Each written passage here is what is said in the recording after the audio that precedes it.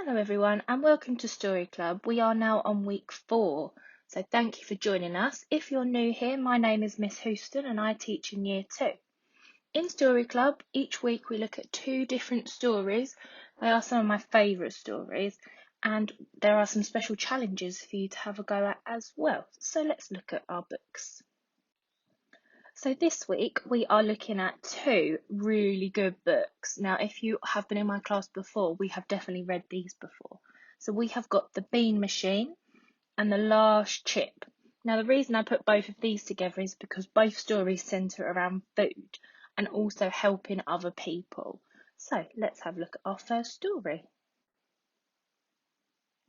Our first story is The Bean Machine. Now, as always, we look at the front cover and the blurb because the blurb tells us a lot about the story. So it says, "We all know beans are the musical fruit. The more you eat, the more you toot. But here's a tale of a boy named Jack who munched on beans with every snack. In tomato sauce so thick and sweet, these orange things were his favourite treat. So here it is in all its glory, an alternative Jack and the Bean story." So it says, Jack loves beans with everything, but his passion for his favourite snack has huge consequences in this tale of food fun, machines and recycling. Can the bean machine save the day? So let's start reading this story. This is Jack, and he eats beans for breakfast, lunch and dinner. If munching beans became a sport, he'd definitely be the winner. By day, by night and candlelight, he devoured them with a guzzle. Jack even had his favourite beans on a jigsaw puzzle. He ate beans on toast, he loved them most, and beans on peeled bananas. Beans while watching television, sat in his pyjamas. And when Jack reached the bottom of his little baked bean tin, he'd simply ask for "More beans, please," and wipe sauce off his chin. Jack's mum and dad took it in turns and came up with a plan to heat beans in the microwave and warm them in a pan. Jack liked them hot for breakfast and cold by afternoon. He'd eat them from the fridge at night with his favourite spoon.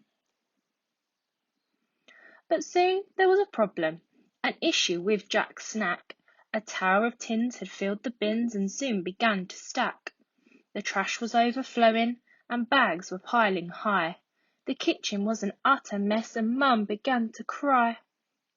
Meanwhile, Jack ate beans with noodles, apple strudels, beans in bowls of stew, beans on ham and stirred in jam and even on the loo.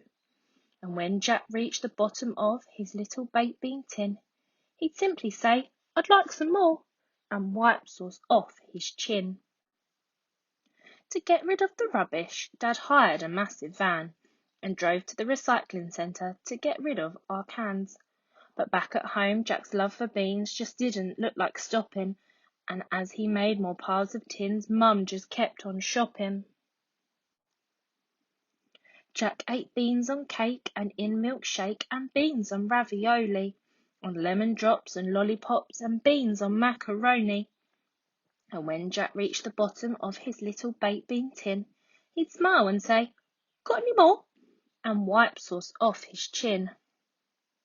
Skips at the recycling centre were full and piled up high, and a pyramid of bean cans was stacked up to the sky.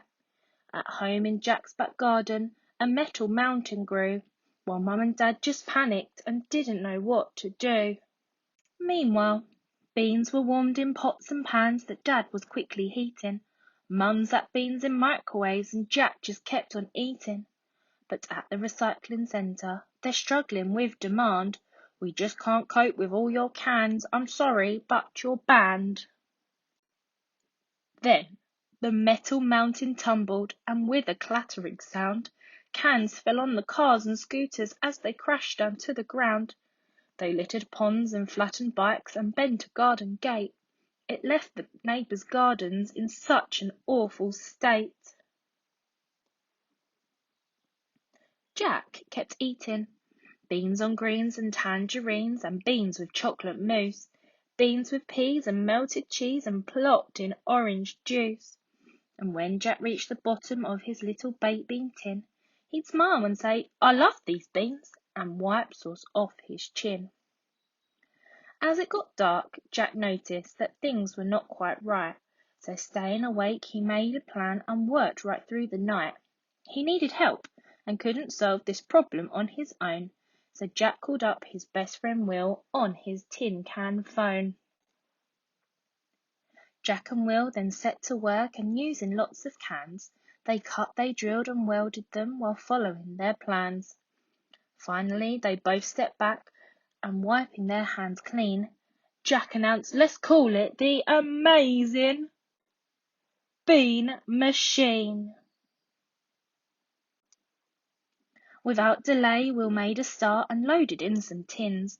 "Let's take this bean machine to work and make some metal things."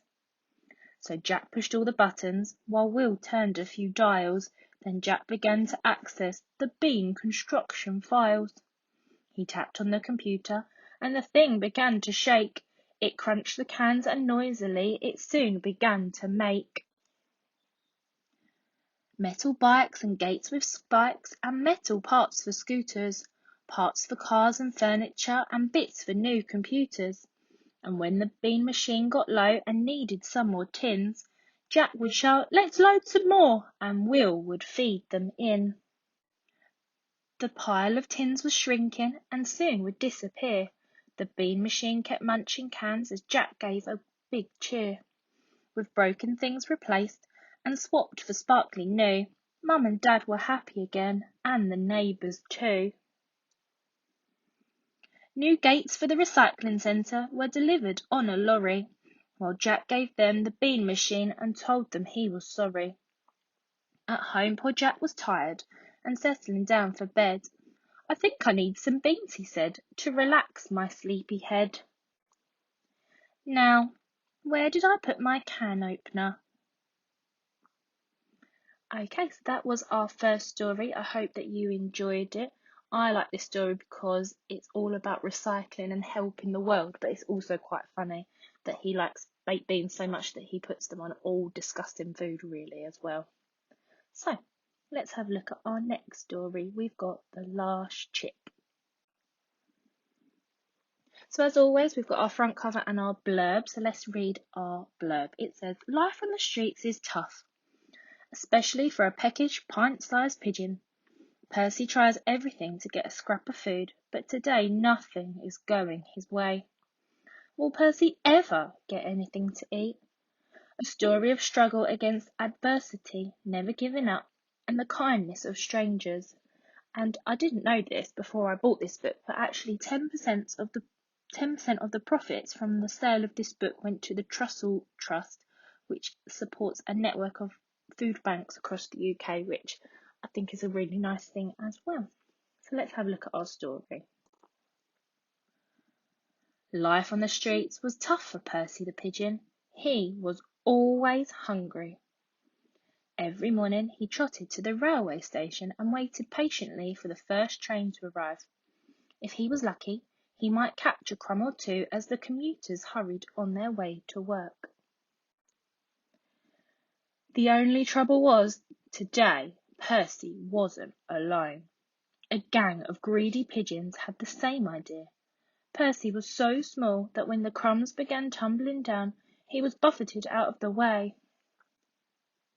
"Shove off, that's mine," snarled a gruff pigeon with stumpy toes as he swallowed the last scrap of food.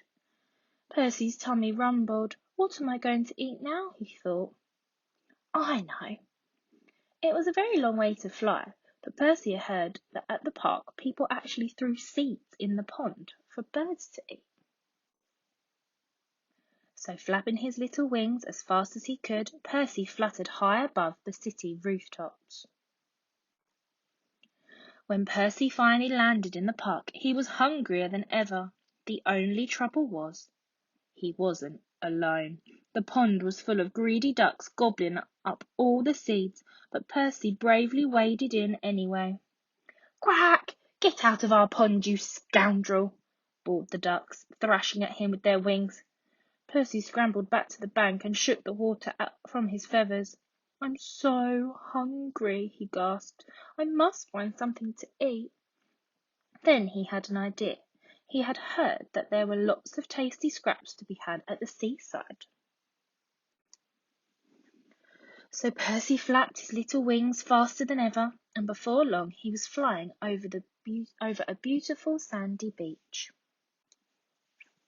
Percy was so excited he forgot to look where he was going.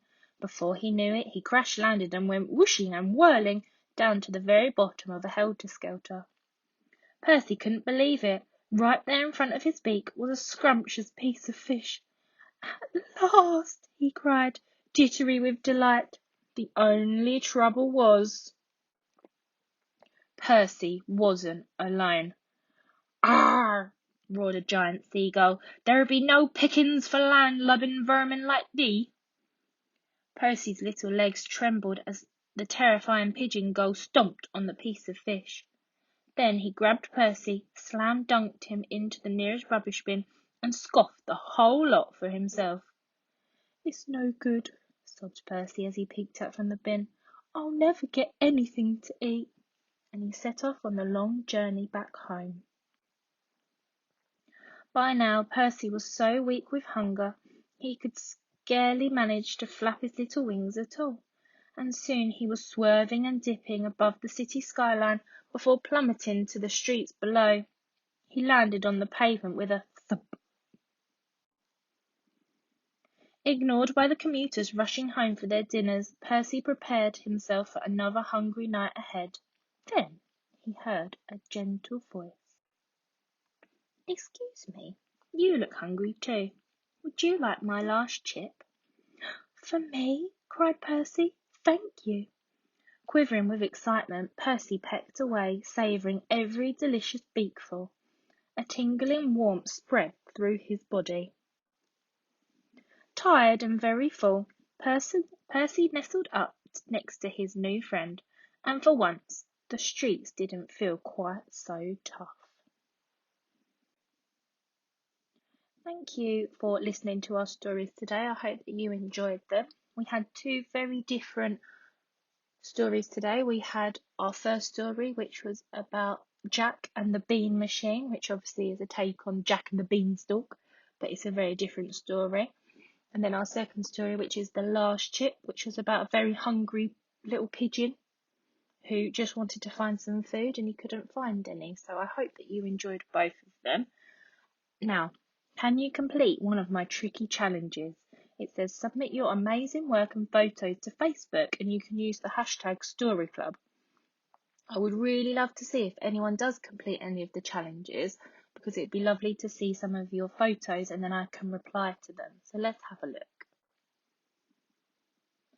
So we've got 3 tricky challenges today as always. Our first 2 are always about the stories that we have just read. So we've got one for the Bean Machine and the Last Chip. And then our third challenge is always called the Ultimate Challenge.